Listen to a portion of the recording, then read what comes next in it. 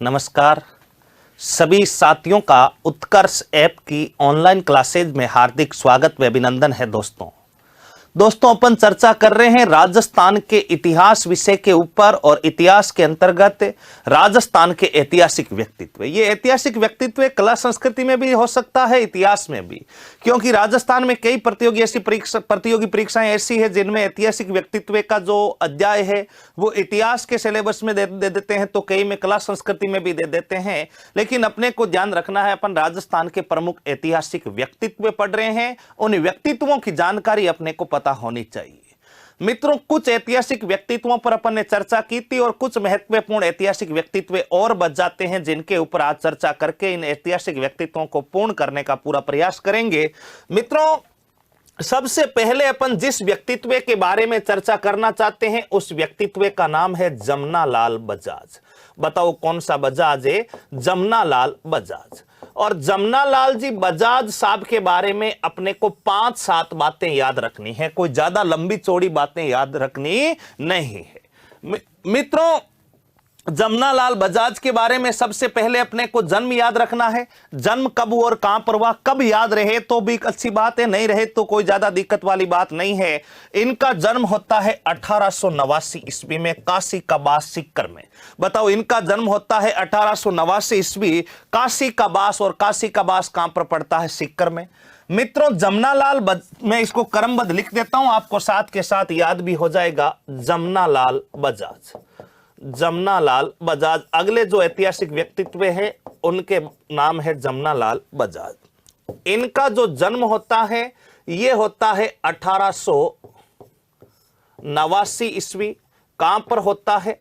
काशी का बास। और काशी का बास बताओ कहां पर पड़ता है? काशी का बास पड़ता है सीकर में। काशी का बास सीकर में। ठीक बात है। मित्रों, जमनालाल जी बजाज जो है इनकी उपाधि थी राय बहादुर की उपाधि। इनकी उपाधि थी राय बहादुर की उपाधि, राय बहादुर की उपाधि। और ये जो राय बहादुर की उपाधि है, ये राय बहादुर की उपाधि इन्होंने ध्यान रखना जलियांवाला बाग हत्याकांड। बताओ, जलियांवाला बाग हत्याकांड कब हुआ था? 1919 में। उस 1919 में जो जलियांवाला बाग हत्याकांड हुआ था, उस हत्याकांड के पश्चात ये उपाधि इन्होंने गोरों को वापस लौटा दी थी। ये भी अपने को ध्यान में रखना है। जलियांवाले कांड के पश्चात उपाधि वापस लौटाई। जलियांवाला बाग हत्याकांड के पश्चात, जलियांवाला बाग हत्याकांड के पश्चात इस उपाधि को वापस लौटाया। इस उपाधि को पुणे लौटाया। पुणे लौटाया, इसका तात्पर्य क्या होता है? जलियांवाले बाग हत्याकांड के पश्चात इस उपाधि को पुणे लौटाया, इसका तात्पर्य है ये उपाधि जो है अंग्रेजों को वापस सुपुर्द कर दी थी। ये दो बातें ध्यान रखनी है। इसके अलावा अपने को ध्यान रखना है इनके उपनाम के बारे में। इनके उपनाम कौन कौन से हैं? और इनके उपनामों में अगर मैं जिक्र करूं तो सबसे पहले इनका उपनाम आएगा अपने गांधी जी का 5वां पुत्र। बताओ, गांधी जी का 5वां पुत्र बताओ किसे कहा जाता है? गांधी जी का 5वां पुत्र जमनालाल बजाज को कहा जाता है। इनको कहा जाता है संपादकीय भामाशाह। बताओ, इनको क्या कहा जाता है? संपादकीय भामाशाह। और इनको कहा जाता है गुलाम नंबर 4। बताओ, इनको क्या कहा जाता है? गुलाम नंबर 4। ये 3 बातें किसके बारे में याद रखनी है? जमनालाल बजाज के बारे में। दोबारा से देखो, यहां तक तो कोई दिक्कत नहीं है, जन्म वगैरह। गांधी जी का 5वां पुत्र, इस बात का अभिप्राय क्या है?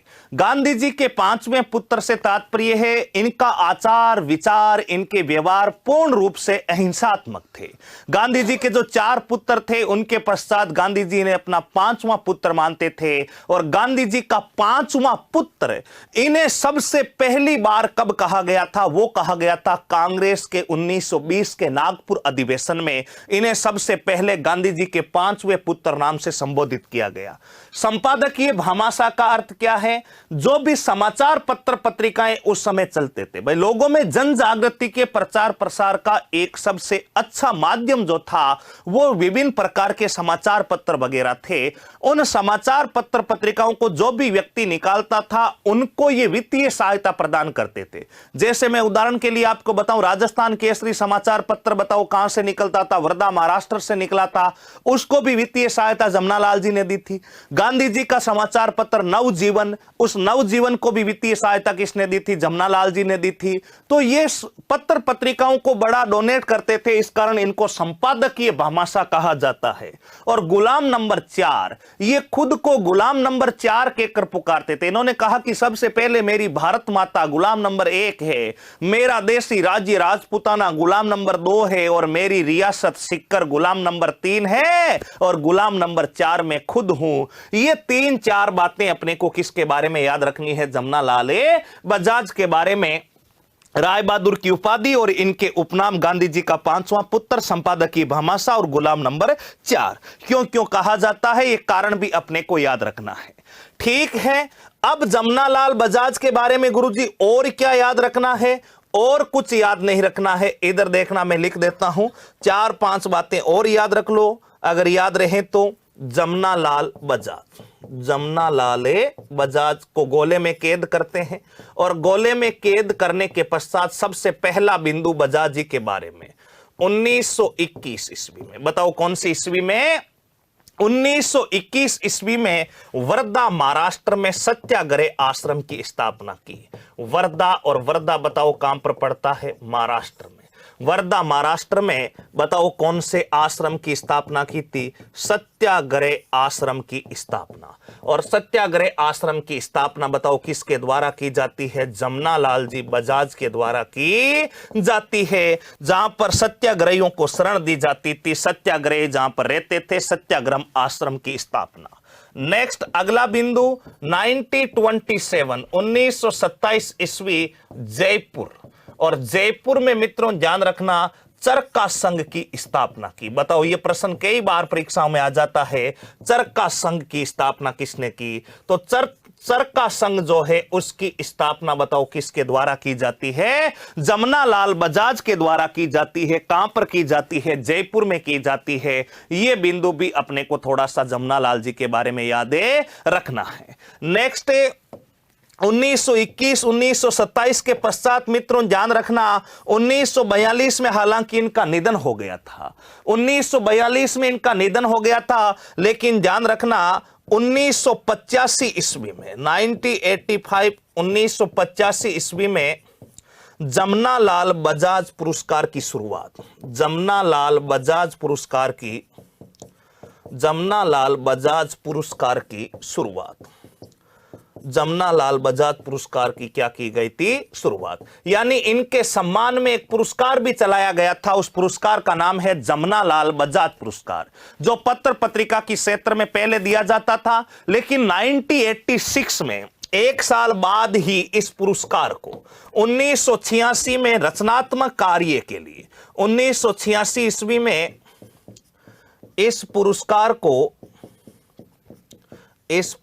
को रचनात्मक कार्य के लिए दिया जाने लगा। रचनात्मक कार्य के लिए, रचनात्मक कार्य के लिए, रचनात्मक कार्य के लिए दिया गया। पुरस्कार की शुरुआत बताओ कब हुई थी, 1985 में हुई थी जमनालाल बजाज के सम्मान में। लेकिन शुरुआत में यह पुरस्कार केवल पत्र पत्रिकाओं के माध्यम से, बाद में सभी क्षेत्रों में रचनात्मक कार्य के लिए 1986 में यह पुरस्कार दिया गया था। सीधा सा प्रश्न आता है कि जमनालाल बजाज पुरस्कार की शुरुआत इनके सम्मान में कब की गई, तो 1985। 1921 में वर्धा महाराष्ट्र में सत्याग्रह आश्रम, और 1927 ईस्वी जयपुर में बताओ कौन से संघ की स्थापना की थी, चरखा संघ की इन्होंने क्या की थी, स्थापना की थी। 1942 में इनका बताओ क्या हुआ था, निधन हो गया था। निधन को छोड़िएगा, जमनालाल बजाज के बारे में ध्यान रखना, गुलाम नंबर 1 ये किसको कहते थे, गुलाम नंबर 1 ये कहते थे भारत माता को। बताओ किसको कहते थे, भारत माता को।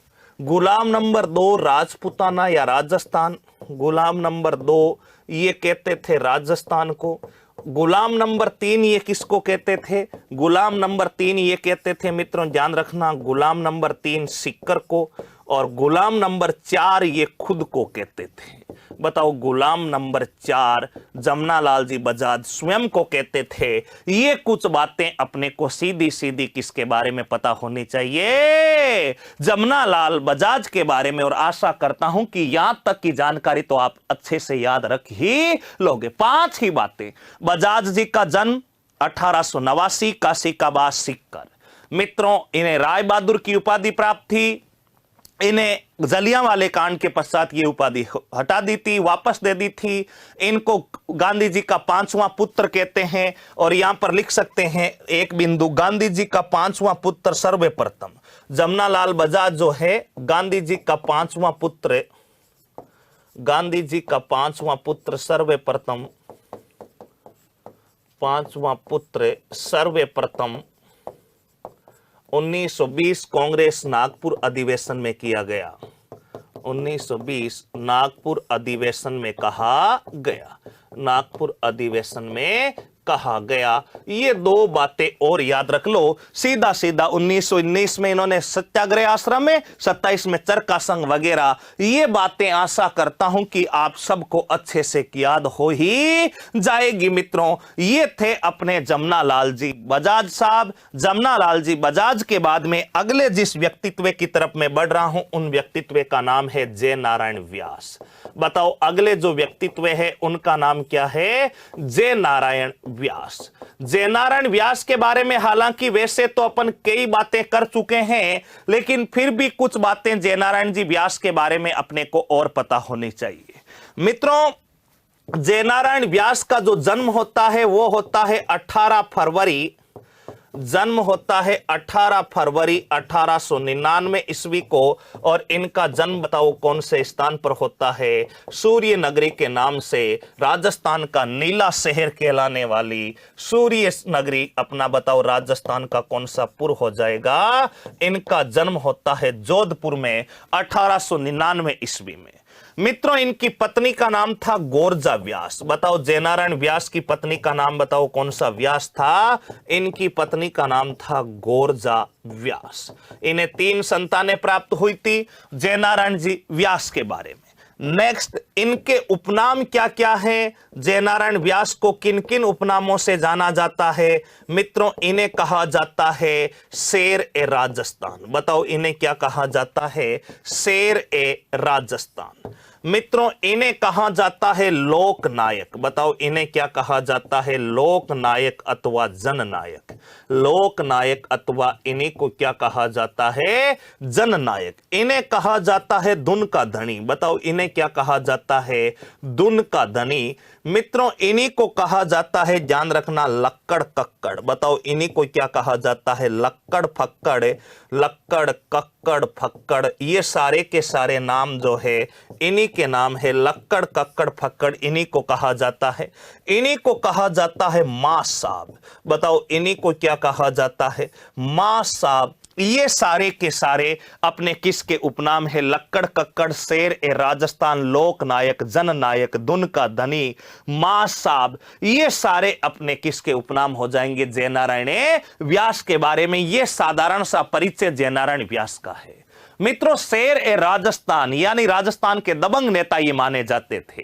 लोकनायक, लोगों के प्रिय, धुन का धनी, अपनी मांगों पर अडिग रहने वाला, अपनी धुन ही गाते रहना। बोला नहीं ऐसा होना है तो ऐसा ही होना है। लक्कड़ कक्कड़ फक्कड़ और मां साहब, ये सारी की सारी बातें जय नारायण व्यास के बारे में आपको याद रखना है।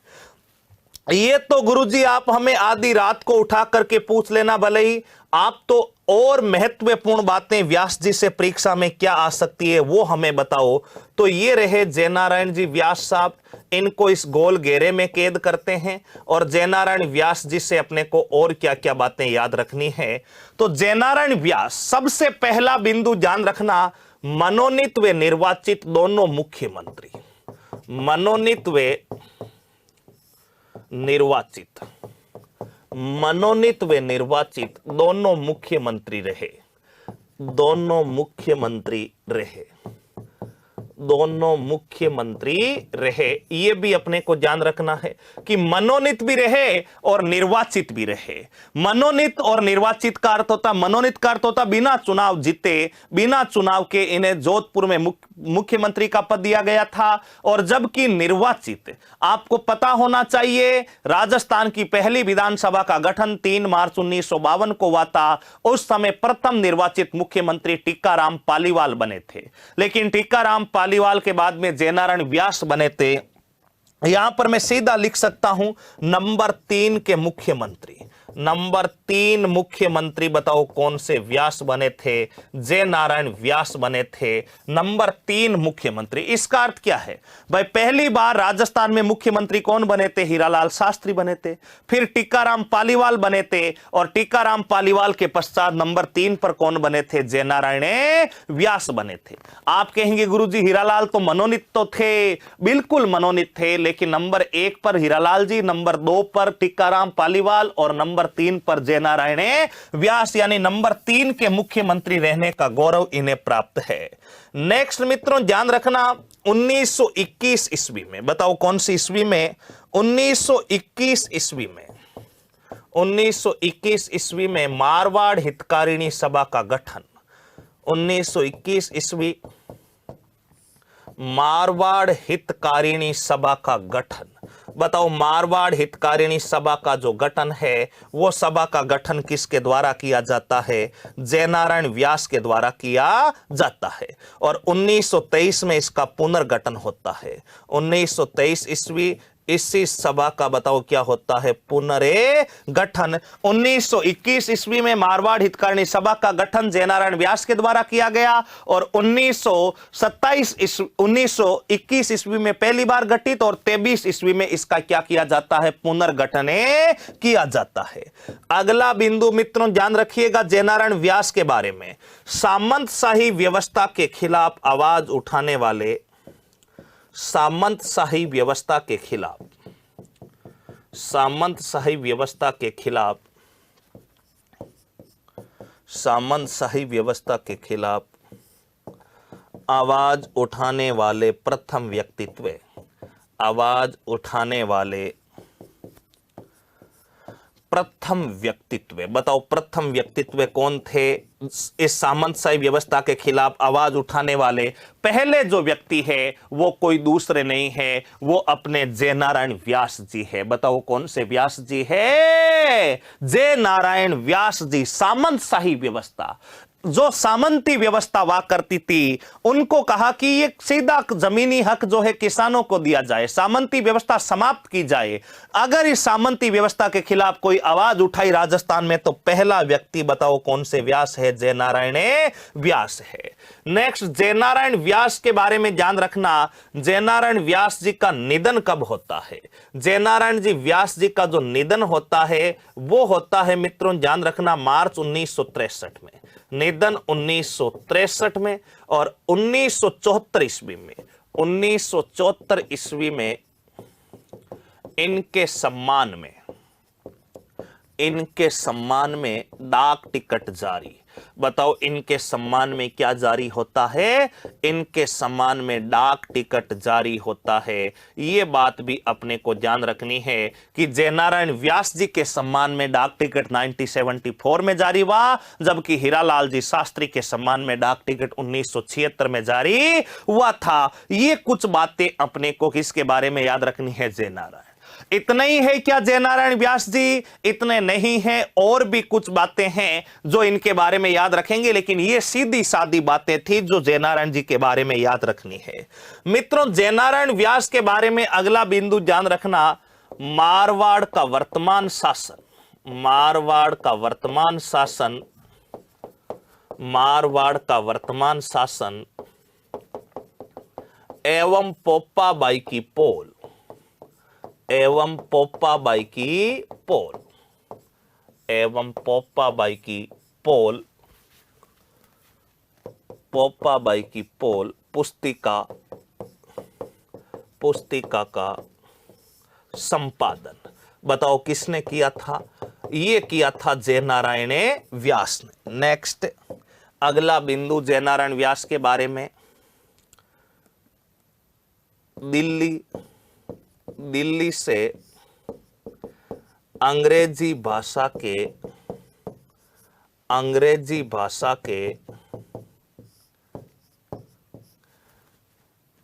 समाचार पत्र, अंग्रेजी भाषा के पाक्षिक समाचार पत्र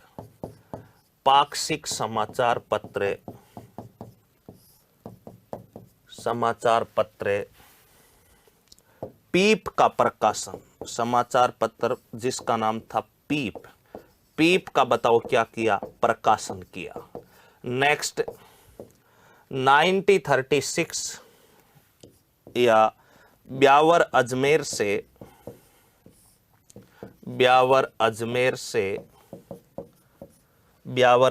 से राजस्थानी भाषा के समाचार पत्र, राजस्थानी भाषा के पाक्षिक समाचार पत्र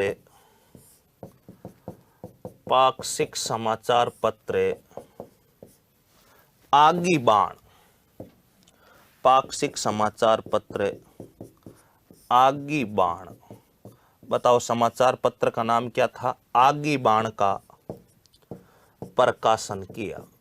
नेक्स्ट मुंबई से अखंड भारत व तरुण राजस्थान, अजमेर से मुंबई से अखंड भारत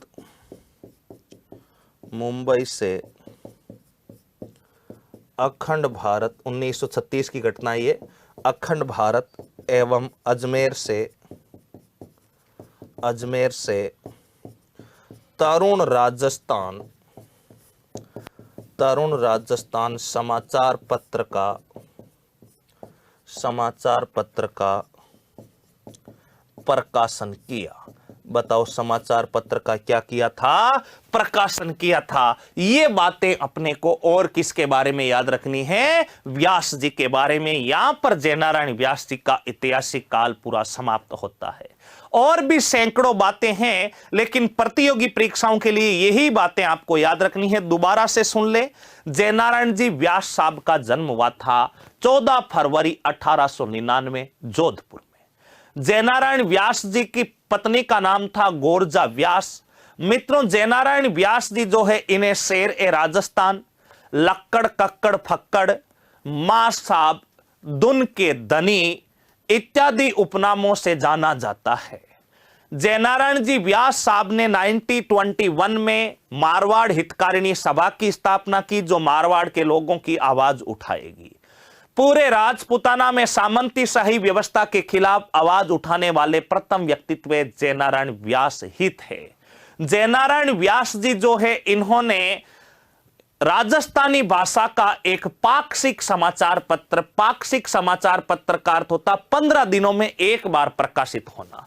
बताओ, पाक्षिक का अर्थ होता 15 दिनों में एक, साप्ताहिक 7 दिनों में एक, दैनिक दिन में एक बार, ये सारे के सारे मासिक महीने में एक बार। 4 शब्द होते हैं। जो रोजाना प्रकाशित होता है उसे अपन कहते हैं दैनिक समाचार पत्र, जो सप्ताह में होता है साप्ताहिक समाचार पत्र, जो 15 दिनों में प्रकाशित होता है उसे पाक्षिक समाचार पत्र, जो महीने में प्रकाशित होता है उसे मासिक समाचार पत्र कहते हैं। तो जयनारायण जी का राजस्थानी भाषा का एक समाचार पत्र है आगी बाण, जो ब्यावर अजमेर से निकलता था और कितने दिनों में एक बार निकलता था, 15 दिनों में। इस कारण पाक्षिक समाचार पत्र ये राजस्थानी भाषा का पहला राजनीतिक समाचार पत्र माना जाता। बड़ा महत्वपूर्ण है मित्रों, इसको विशेष ध्यान रखना है, इंपॉर्टेंट लगाना है कि राजस्थानी भाषा का पाक्षिक समाचार पत्र कौन सा है, आगी बाण, जिसका प्रकाशन जयनारायण जी व्यास के द्वारा किया गया। इन्होंने राजस्थानी के साथ अंग्रेजी भाषा का भी एक पाक्षिक समाचार पत्र दिल्ली से निकाला, जिसका नाम था पीप। इन्होंने पोपाबाई की पोल, मारवाड़ का वर्तमान शासन, ये पत्रिकाएं भी जारी की थी। और इसके अलावा मित्रों ध्यान रखिएगा, जयनारायण जी व्यास जो है, इन्होंने हिंदी भाषा में अखंड राजस्थान ये प्रकाशन जो किया है, ये समाचार पत्र बताओ कौन सी भाषा के थे, हिंदी भाषा के थे। 1963 में इनका निधन हो जाता है। इनके सम्मान में 1974 ईस्वी में एक डाक टिकट भी भी जारी किया जाता है। और इन्हीं के सम्मान में जोधपुर में जयनारायण व्यास विश्वविद्यालय की भी बताओ क्या की जाती है, स्थापना की जाती है। मनोनीत व निर्वाचित दोनों मुख्यमंत्री रहने वाले व्यक्तित्व का नाम भी बताओ क्या था, जयनारायण व्यास था। ये सारी की सारी बातें आशा करता हूं कि आपको अच्छे से क्लियर हुई होगी। ऐसे व्यक्तित्व का नाम बताओ क्या है, जयनारायण व्यास है। तो जमनालाल बजाज और जयनारायण जी व्यास जो है, इनका कार्यकाल यहां पर क्या होता है, इनका ऐतिहासिक समय यहां पर क्या होता है, समाप्त होता है। ठीक है, हमें कोई दिक्कत नहीं है, आप तो आगे बढ़ो। मित्रों, अगला जो व्यक्तित्व आ रहा है उस व्यक्तित्व का नाम है हीरालाल शास्त्री। बताओ, अगले जिस व्यक्तित्व के ऊपर अपन चर्चा कर रहे हैं उस व्यक्तित्व का नाम बताइए, उस व्यक्तित्व का नाम कौन सा शास्त्री हो जाएगा, हीरालाल जी शास्त्री। और हीरालाल जी शास्त्री, देखो कोई सा भी व्यक्तित्व अपन पढ़े तो उनके जन्म के बारे में अपने को जानकारी होना कोई ज्यादा जरूरी नहीं है, जन्म स्थान आपको पता होना चाहिए कि जन्म स्थान कौन सा है। तो हीरालाल शास्त्री जी के जन्म स्थान के बारे में यहां पर मैं लिख देता हूं।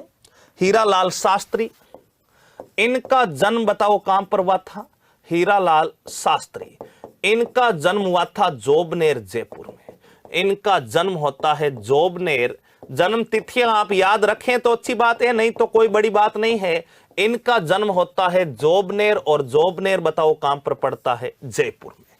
मित्रों, हीरालाल शास्त्री के बारे में क्या क्या बातें ध्यान रखनी है। हीरालाल शास्त्री के बारे में ध्यान रखना, इनका गीत कौन कौन से हैं। पत्नी का नाम लिखना चाहे तो लिख सकते हैं, रत्ना शास्त्री। इनकी पत्नी का नाम था रत्ना शास्त्री। ये यहां की नहीं थी, रत्ना जी उत्तर प्रदेश की रहने वाले थी, वहां से इनका विवाह हुआ था। पत्नी का नाम है रत्ना शास्त्री। पुत्री का नाम, थोड़े से समय के लिए पुत्री आई थी जिनका नाम था शांताबाई। बताओ पुत्री का नाम क्या था, शांताबाई। नेक्स्ट मित्रों ध्यान रखिएगा, हीरालाल शास्त्री के बारे में इनका एक गीत है, दो गीत है इनके, ध्यान रखिएगा। एक तो है जीवन कुटीर के गीत, जीवन कुटीर के गीत, जीवन कुटीर के गीत। और एक है मित्रों ध्यान रखना, अपने परलय प्रतीक्षा नमो नमे, परलय प्रतीक्षा नमो नमे, परलय प्रतीक्षा परलय नमे नमो नमे, या परलय प्रतीक्षा नमो नमे, ये इनका गीत है। परलय प्रतीक्षा या प्रतीक्षा परलय एक ही बात है, परलय प्रतीक्षा नमो नमे। और इनकी एक आत्मकथा है प्रत्यक्ष जीवन शास्त्र। बताओ, इनकी एक आत्मकथा है जिसका नाम है प्रत्यक्ष जीवन शास्त्र। बताओ, आत्मकथा का नाम क्या है, प्रत्यक्ष जीवन शास्त्र, प्रत्यक्ष जीवन शास्त्र, ये इनकी आत्मकथा है। ये कुछ महत्वपूर्ण बातें अपने को हीरालाल शास्त्री के बारे में पता होनी चाहिए कि इनका जन्म कहां पर हुआ था, जोबनेर जयपुर में। पत्नी रत्ना शास्त्री, पुत्री गीत कौन से हैं, और इनकी आत्मकथा का नाम क्या है, प्रत्यक्ष जीवन शास्त्र। ठीक है गुरुजी, कोई दिक्कत नहीं, यहां तक तो हमें अच्छे से याद है। और क्या याद रखना है शास्त्री जी के बारे में, कोई ज्यादा बड़ी बात है नहीं शास्त्री जी के बारे में। चार ही बातें शास्त्री जी के बारे में अगर अपन याद रख लेंगे तो अपने को कोई दिक्कत आने वाली नहीं है। पहला व्यक्तित्व ये रहे इधर अपने हीरालाल जी शास्त्री, हीरालाल शास्त्री। मित्रों ध्यान रखिएगा, हीरालाल शास्त्री के बारे में, राजस्थान के प्रथम मुख्यमंत्री, राजस्थान के प्रथम मुख्यमंत्री। बताओ, राजस्थान के प्रथम मुख्यमंत्री कौन है, हीरालाल शास्त्री। यहां पर ब्रैकेट में लिख सकते हैं 30 मार्च 1949 को मनोनीत, 30 मार्च 1949 को ये क्या रहे थे, मनोनीत हुए थे। और जब तक पहला चुनाव नहीं हो जाता तब तक मुख्यमंत्री के पद पर बताओ कौन विराजमान रहे थे, हीरालाल जी शास्त्री रहे थे। मित्रों, हीरालाल जी के बारे में अगला बिंदु ध्यान रखना है, हीरालाल शास्त्री के बारे में अपने 1936 निवाई कहां पर पड़ता है, टोंक में, और निवाई टोंक में पड़ता है। इस स्थान पर इन्होंने जीवन कुटीर की स्थापना की थी। इस स्थान पर इन्होंने बताओ किसकी स्थापना की थी, जीवन कुटीर की स्थापना की थी। और जीवन कुटीर जो है इसका संचालन इनकी पत्नी का नाम था रत्ना शास्त्री। ये राजस्थान से नहीं थी, रत्ना शास्त्री जी उत्तर प्रदेश की रहने वाली थी। इस जीवन कुटीर का संचालन बताओ किसके द्वारा किया जाता था? रत्ना शास्त्री के द्वारा। क्या है जीवन कुटीर मित्रों, ध्यान रखिएगा। ये एक संस्थान थी जिसमें महिलाओं को आत्मनिर्भर बनाया जाता, महिलाओं को स्वरोजगार का प्रशिक्षण दिया जाता, महिलाएं खुद अपने पांवों पर खड़े कैसे होकर के अपनी जीविका को सुचारू रूप से चलाए, अपने घरेलू कार्य करते हुए भी महिलाएं रोजगार किस प्रकार से प्राप्त कर सके, इस उद्देश्य की स्थापना से, इस उद्देश्य की लक्ष्य से इन्होंने एक संस्थान बनाई थी, उसका नाम था जीवन कुटीर। मित्रों, इन्हें शांताबाई नाम की पुत्री प्राप्ति होती है, लेकिन दुर्भाग्य से जन्म के कुछ समय पश्चात शांताबाई जी का देहांत हो जाता है। इस बात से रत्ना शास्त्री और हीरालाल शास्त्री बुरी तरीके से टूट चुके थे, और जब हीरालाल शास्त्री जी टूट चुके थे तब ये रत्ना शास्त्री जी ने कहा कि अब मैं इस जीवन कुटीर का संचालन नहीं कर पाऊंगी। मित्रों, इतने दिन तक तो रत्ना जी महिलाओं को प्रशिक्षण दे रही थी, लेकिन अब पुत्री की प्राप्ति के बाद इनकी आत्मा जो है वो स्थिर नहीं रह पा रही थी, इनका मन बड़ा बेचैन रहने लगा और इन्होंने जीवन कुटीर में मित्रों कार्य करने से मना कर दिया। इसलिए हीरालाल शास्त्री जी ने इसी जीवन कुटीर का नाम बदल करके इसी जीवन कुटीर को वर्तमान में बताओ क्या कहा जाता है? इसी जीवन कुटीर को वर्तमान में कहा जाता है वन स्थली विद्यापीठ। बताओ क्या कहा जाता है? वन स्थली विद्यापीठ। बताओ राजस्थान में वन स्थली विद्यापीठ कहां पर है? निवाई टोंक में है, जिसके संस्थापक किसको माना जाता है? हीरालाल शास्त्री को। और ये एक आवासीय विद्यालय है, आवासीय परिसर है। बताओ कैसा परिसर है? आवासीय परिसर, आवासीय बालिका परिसर। यहां पर बालकों के लिए जगह नहीं है, आवासीय बालिका संस्थान है, यह भी ध्यान रखना, जहां पर बालिकाएं रह करके ना केवल अपने राजस्थान की, ना केवल अपने देश की मित्रों, अंतरराष्ट्रीय बालिकाएं, देश से बाहर की लड़कियां भी आकर के यहां पर रह करके पढ़ाई करती है। ऐसी संस्थान है वन स्थली विद्यापीठ, जिसे बताओ पहले किस नाम से जाना जाता था? जीवन कुटीर के नाम से जाना जाता था। यह कार्य भी किसके काल में होता है? हीरालाल शास्त्री के काल में होता है मित्रों। ठीक है गुरुजी, आगे बढ़ो। आगे बढ़ते हैं मित्रों, ध्यान रखिएगा। 1974 में शास्त्री जी का निधन हो जाता है। 1974 ईस्वी में शास्त्री का निधन हो जाता है। और ध्यान रखना 1976 में इनके सम्मान में, 1976 ईस्वी इनके सम्मान में डाक टिकट जारी होता है। इनके सम्मान में डाक टिकट जारी। बताओ इनके सम्मान में क्या जारी होता है? डाक टिकट जारी होता है। ये कुछ बातें अपने को किसके बारे में याद रखनी है? हीरालाल शास्त्री जी के बारे में, इनकी आत्मकथा वगैरह। प्रथम मुख्यमंत्री, वन स्थली विद्यापीठ बनाया, 74 में निधन हुआ और 1976 में इनके सम्मान में बताओ क्या जारी होता है? डाक टिकट जारी होता है। ठीक है, यहां तक तो कोई दिक्कत नहीं है। मित्रों ध्यान रखना 1938 ईस्वी में आपको पता होना चाहिए जयपुर प्रजामंडल का पुनर्गठन हुआ था, और जयपुर प्रजामंडल के पुनर्गठन के पश्चात हीरालाल शास्त्री जयपुर प्रजामंडल के अध्यक्ष भी बने थे। और हीरालाल शास्त्री जब जयपुर प्रजामंडल के अध्यक्ष बनते हैं तो उसके पश्चात एक एग्रीमेंट होता है, उस एग्रीमेंट का नाम है जेंटलमैन एग्रीमेंट।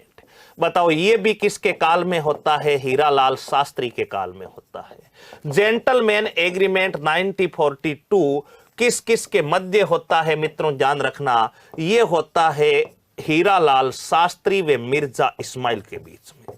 बताओ किस किस के मध्य होता है? एक तरफ तो है अपने शास्त्री जी हीरालाल शास्त्री, और हीरालाल शास्त्री के सामने बताओ कौन है? जयपुर के प्रधानमंत्री जिनका नाम है मिर्जा इस्माइल। बताओ जयपुर के प्रधानमंत्री जिनका नाम क्या है? मिर्जा इस्माइल। इन्हें जयपुर का आधुनिक निर्माता, यानी आधुनिक जयपुर का निर्माता कहा जाता है। आधुनिक जयपुर का निर्माता कहा जाता है। आधुनिक जयपुर का निर्माता बताओ किसे कहा जाता है? यह कहा जाता है मिर्जा इस्माइल को। इनके बीच में जेंटलमैन एग्रीमेंट होता है। क्या है जेंटलमैन एग्रीमेंट? मित्रों जयपुर प्रजा मंडल का गठन 1931 में किया गया था कर्पूर चंद पाटनी के द्वारा, जिसे राजस्थान का प्रथम प्रजा मंडल कहा जाता है। इसके बाद जयपुर प्रजा मंडल में कई कार्यकर्ता थे। इसके सहयोग में 1938 में जमनालाल जी बजाज ने पुनर्गठन किया। 1941 में इस प्रजा मंडल की अध्यक्षता किसके हाथ में आ गई थी? 1941 में जयपुर प्रजा मंडल की अध्यक्षता इनके अपने किसके हाथ में आ गई थी? ये आ गई थी हीरालाल जी शास्त्री। 1942 में आपको पता होना चाहिए एक आंदोलन चला था, भारत छोड़ो आंदोलन, और उस भारत छोड़ो आंदोलन के समय जयपुर प्रजा मंडल के अध्यक्ष से एवं जयपुर के प्रधानमंत्री के बीच में एक समझौता होता है, जिस समझौते को कालांतर में जेंटलमैन एग्रीमेंट कहा गया। क्या है यह जेंटलमैन एग्रीमेंट? इसके तहत जयपुर की सरकार ने यह कहा शास्त्री जी को कि शास्त्री जी आप आंदोलन में भाग नहीं लोगे। शास्त्री जी ने कहा क्यों नहीं लेंगे, आंदोलन में भाग लेंगे। इन्होंने कहा कि आप आंदोलन में भाग लेकर के क्या करोगे, आप आंदोलन कर क्यों रहे हो, आपका उद्देश्य क्या है? शास्त्री जी ने कहा कि हमारा उद्देश्य हमारी सरकार होनी चाहिए, हर सरकार में हमारी भागीदारी होनी चाहिए, हमारे लोगों पर अत्याचार नहीं होना चाहिए। इन्होंने जयपुर के लोगों ने कहा, जयपुर की सरकार ने कहा कि हम आपको जयपुर की सत्ता में पूर्ण भागीदारी देंगे, यहां के स्थानीय लोगों के ऊपर अनावश्यक कर जो लगाए गए हैं उनको हटाएंगे और एक उत्तरदायी शासन की स्थापना करेंगे। आप इस प्रजा मंडल आंदोलन में भाग मत लीजिए। शास्त्री जी ने कहा ठीक है, हमारी मांग है, अगर आप हमें यहां पर पूर्ण स्थान देंगे, उचित स्थान देंगे, हमारा मान सम्मान होगा, स्थानीय लोगों की सत्ता में भागीदारी होगी, स्थानीय लोगों के ऊपर अनावश्यक अत्याचार नहीं होंगे, तो हम इस आंदोलन में भाग नहीं लेंगे। जयपुर प्रजा मंडल एवं जयपुर की सरकार के बीच में यह समझौता हो जाता है। इस समझौते को अपन कहते हैं जेंटलमैन एग्रीमेंट। अब जयपुर प्रजा मंडल इस भारत छोड़ो आंदोलन में भाग नहीं लेगा। लेगा या नहीं लेगा? नहीं लेगा, क्योंकि समझौता हो गया है। तो क्या जयपुर में भारत छोड़ो आंदोलन चला ही नहीं था क्या? बिल्कुल चला था। मित्रों, इसी समय ध्यान रखना, इस जयपुर प्रजा मंडल के कार्यकर्ता थे जिनका नाम था बाबा हरिश्चंद्र। बताओ जिनका नाम क्या था? बाबा हरिश्चंद्र, ज्वाला प्रसाद, टिकम चंद, ऐसे कई व्यक्तित्व पे बाबा हरिश्चंद्र ने जयपुर प्रजा मंडल से अलग, जयपुर प्रजा मंडल से अलग, जयपुर प्रजा मंडल से अलग आजाद मोर्चे का गठन किया। आजाद मोर्चे का गठन किया। बताओ किसका गठन किया था? आजाद मोर्चे का गठन किया था। और ये जो आजाद मोर्चा था, इसी आजाद मोर्चा ने भारत छोड़ो आंदोलन में बताओ क्या लिया था? भागे लिया था, बाकी ने भाग नहीं लिया था। और आजाद मोर्चे का गठन किसने किया था? बाबा हरिश्चंद्र ने किया था। 1942 में जेंटलमैन एग्रीमेंट हुआ था। यह भी हीरालाल शास्त्री के काल में हुआ था। और शास्त्री जी ने, मित्रों ध्यान रखना, जयपुर में खादी को बढ़ावा दिया। जयपुर में खादी का प्रचार प्रसार, बताओ किसका प्रचार प्रसार है? खादी का प्रचार प्रसार सबसे ज्यादा किसने किया था? खादी का प्रचार प्रसार हीरालाल शास्त्री ने किया था। यही कुछ बातें हीरालाल जी शास्त्री के बारे में पता होनी चाहिए और आशा करता हूं कि आप सबको हीरालाल शास्त्री के बारे में सारी जानकारियां अच्छे से याद हुई होगी। ये थे तीन प्रमुख ऐतिहासिक व्यक्तित्व, जमनालाल बजाज, हीरालाल शास्त्री, जयनारायण व्यास। मित्रों, अपन काफी व्यक्तित्वों पर चर्चा कर चुके हैं। जैसे अपन सागरमल गोपा पर चर्चा कर चुके हैं। बताओ किस पर चर्चा कर चुके हैं? सागरमल गोपा पर चर्चा कर चुके हैं। केसरी सिंह बारट पर चर्चा कर चुके हैं।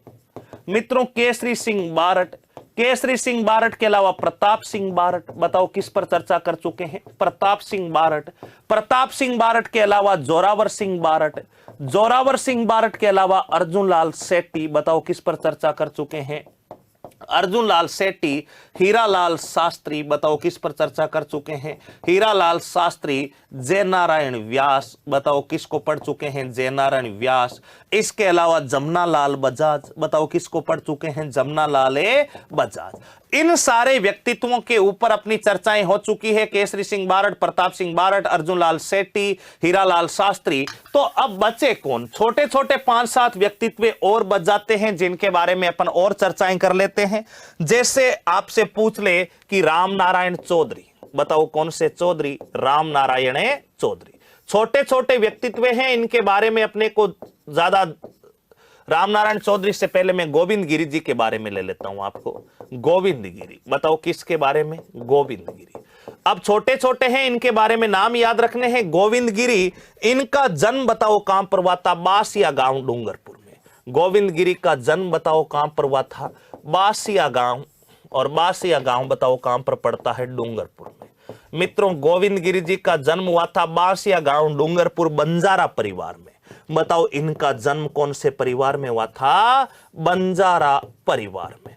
ठीक है, ये तो साधारण बातें हैं, याद रखने की बातें हैं। मित्रों, गोविंद गिरी जी जो है, इन्हें भीलों का बावजी अथवा मसीहा कहा जाता। भीलों का बताओ क्या कहा जाता है? भीलों का बावजी अथवा मसीहा कहा जाता है। भीलों का बावजी अथवा मसीहा कहा जाता है। मित्रों, इन्हीं के बारे में ध्यान रखना है। इन्हें भीलों में गुरुजी कहा जाता। भीलों में गुरुजी कहा जाता। बताओ भीलों में क्या कहा जाता? गुरुजी कहा जाता। नेक्स्ट, इनके शिष्य का नाम था सुरजी भगत। इनके शिष्य का नाम क्या है? इनके शिष्य का नाम है सुरजी भगत। नेक्स्ट मित्रों, इन्होंने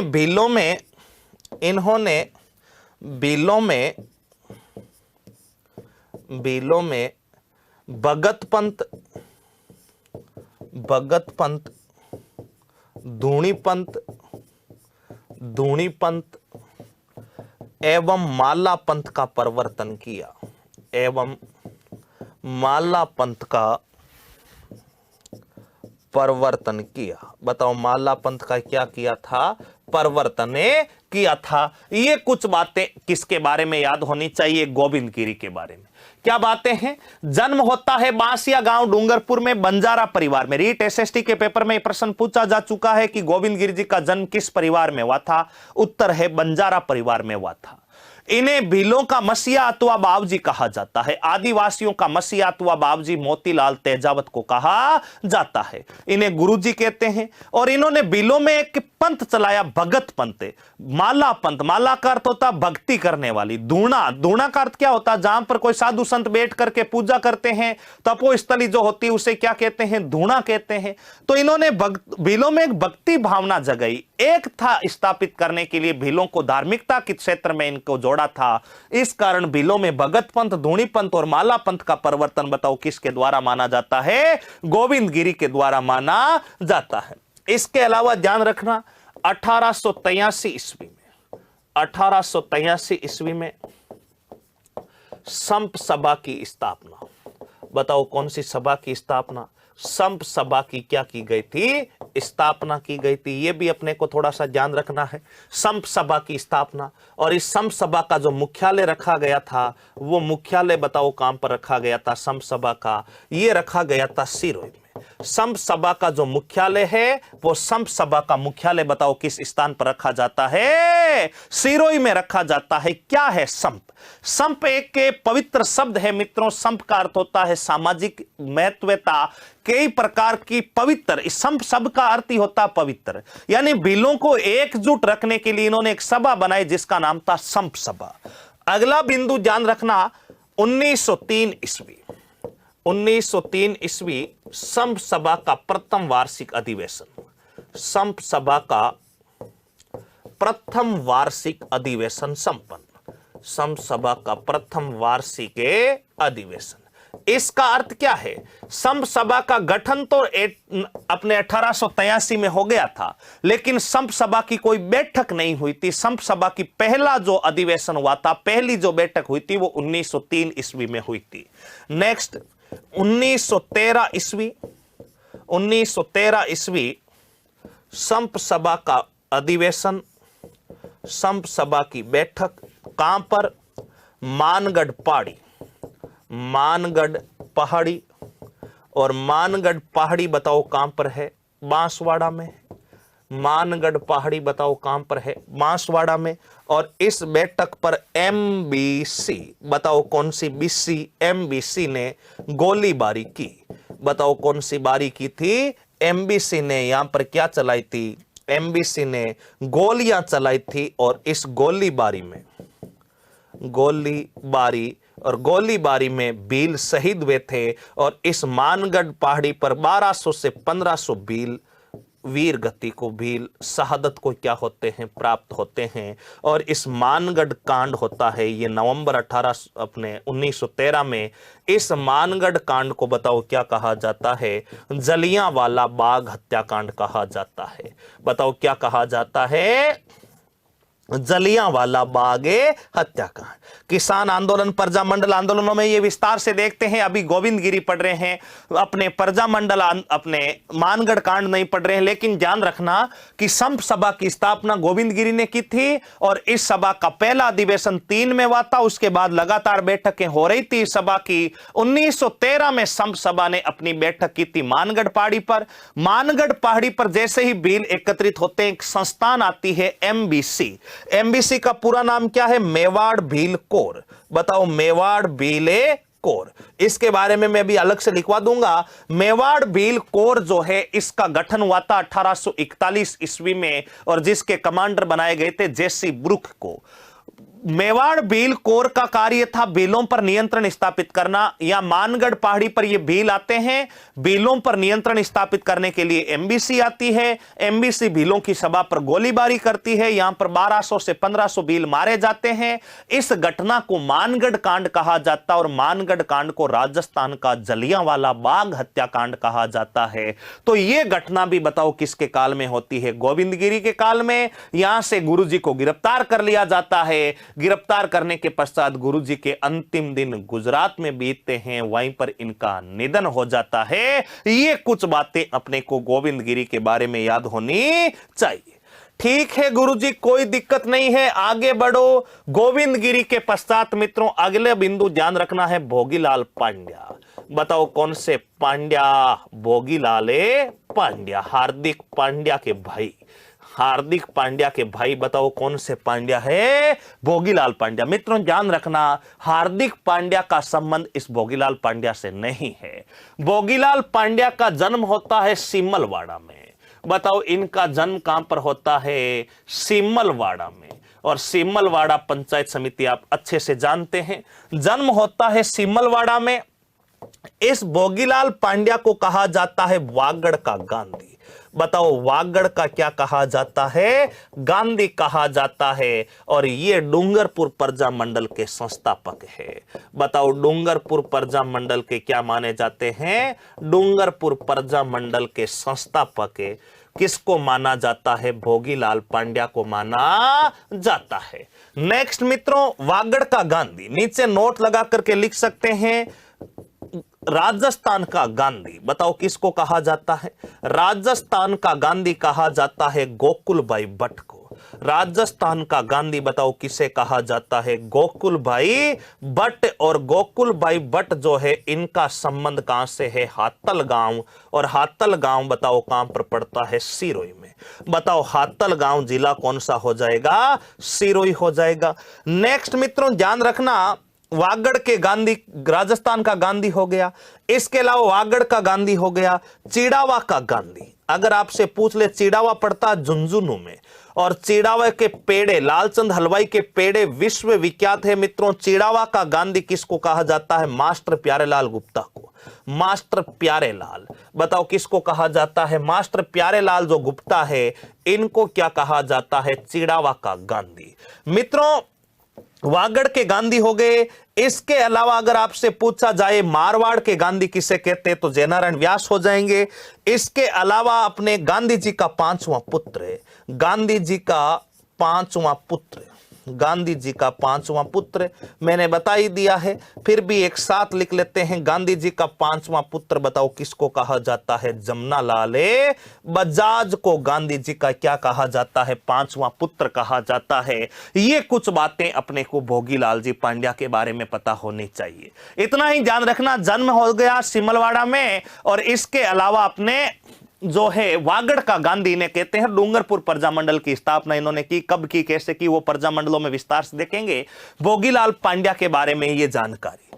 मित्रों भोगीलाल पांड्या के पश्चात ध्यान रखिएगा, भोगीलाल पांड्या जो है इनके पश्चात बताओ अपन किस व्यक्तित्व की तरफ चलते हैं। भोगीलाल पांड्या के पश्चात बच जाता है अपना जयनारायण व्यास पढ़ लिया, रामनारायण चौधरी बचे हुए हैं, रामनारायण के अलावा अमरचंद भाटिया। बताओ किसकी तरफ बढ़ चलते हैं, अमरचंद भाटिया की तरफ, अमरचंद भाटिया।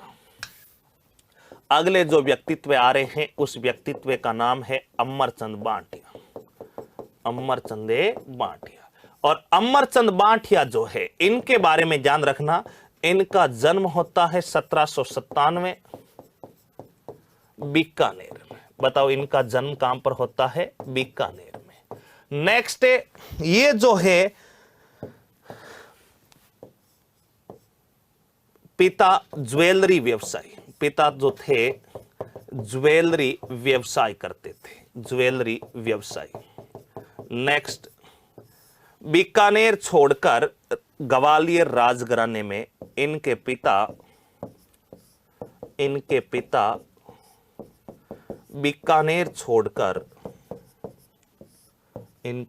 बीकानेर छोड़कर ग्वालियर राजघराने में कोषाध्यक्ष के पद पर नियुक्त, कोषाध्यक्ष के पद पर नियुक्त। नेक्स्ट ग्वालियर राज परिवार द्वारा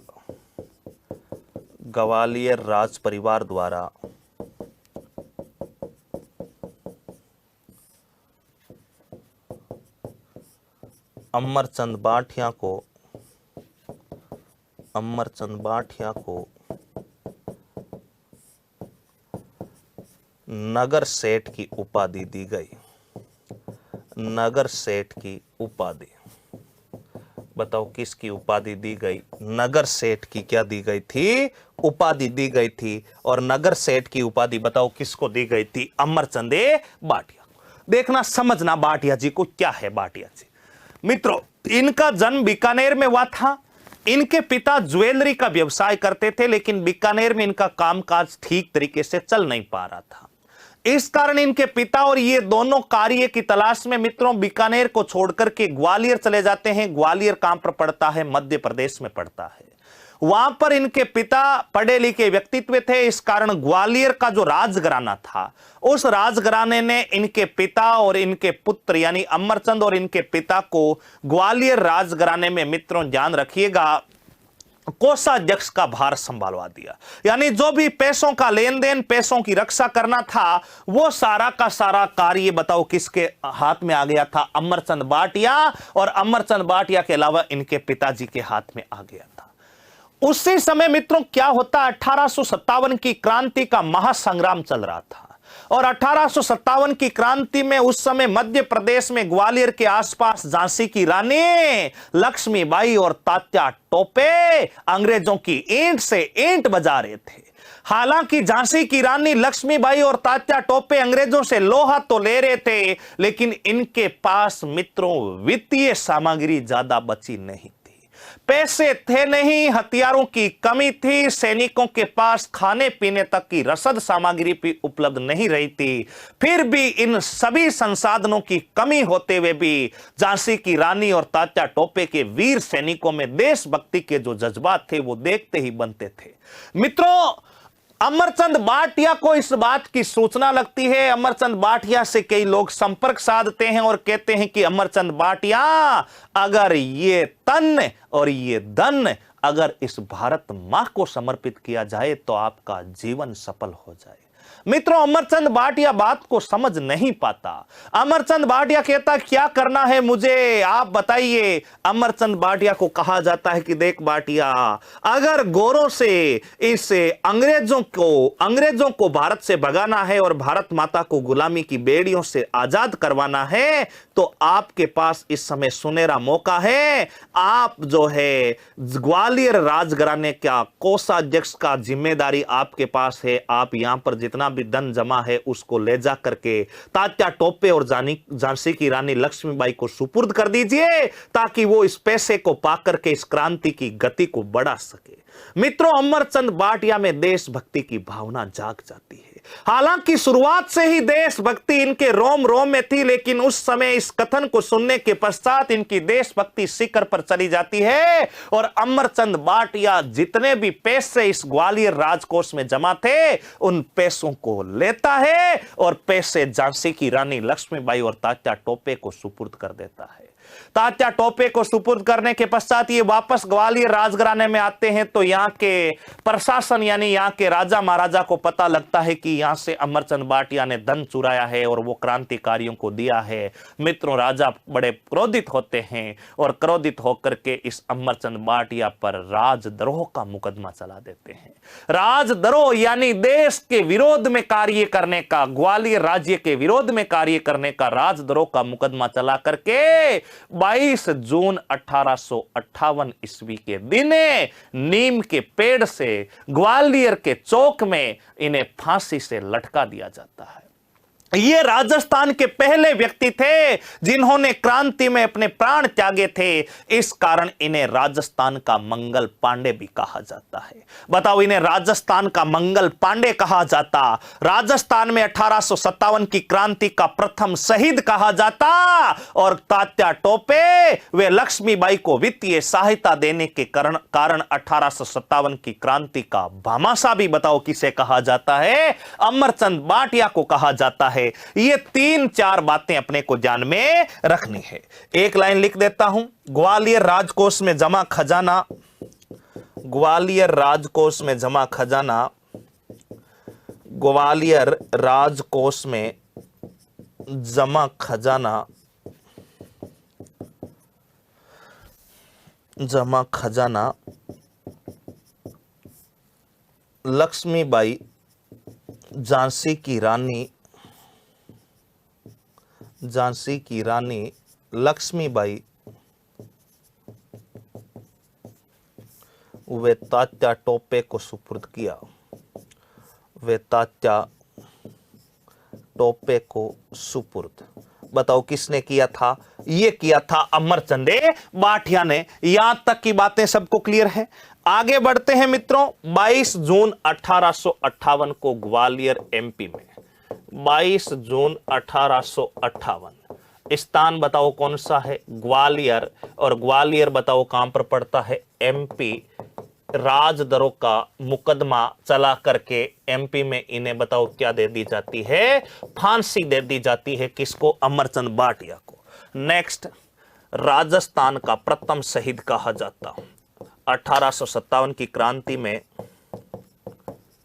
1857 की क्रांति में राजस्थान का प्रथम शहीद बताओ, राजस्थान का प्रथम शहीद किसको कहा जाता है? अमरचंद भाटिया को कहा जाता है। और पूरे भारत में 1857 की क्रांति में प्रथम बार शहीद कौन हुए थे? बैरकपुर छावनी कोलकाता के ब्राह्मण सैनिक मंगल पांडे, क्योंकि उन्होंने हयूसन और बोग को गोली मार करके हत्या की थी और उनको मित्रों 29 मार्च को ये 29 मार्च को यह हत्याकांड हुआ था और 29 मार्च के पश्चात 8 अप्रैल के दिन मंगल पांडे को फांसी दी गई थी। और राजस्थान में पहली बार फांसी किसे दी गई थी? अपने अमरचंद भाटिया को। इसलिए अमरचंद भाटिया को राजस्थान का मंगल पांडे कहते।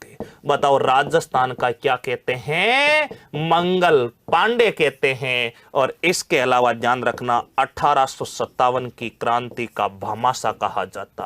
1857 की क्रांति का भामाशाह बताओ, 1857 की क्रांति का भामाशाह किसे कहा जाता है? अमरचंद भाटिया को कहा जाता है। ऐसे महान व्यक्तित्व बताओ कौन है? अमरचंद भाटिया। ये थे अपने कुछ महत्वपूर्ण व्यक्तित्व। बाकी बचे हुए कुछ महत्वपूर्ण व्यक्तित्व के ऊपर अपन चर्चा करेंगे अपनी अगली क्लास में। आशा करता हूं कि यहां तक जो भी पढ़ाया है आप सबको अच्छे से समझ में आया होगा। फिर मिलते हैं अगली क्लास में। तब तक के लिए सभी प्यारे साथियों को सादर वंदे। राम राम।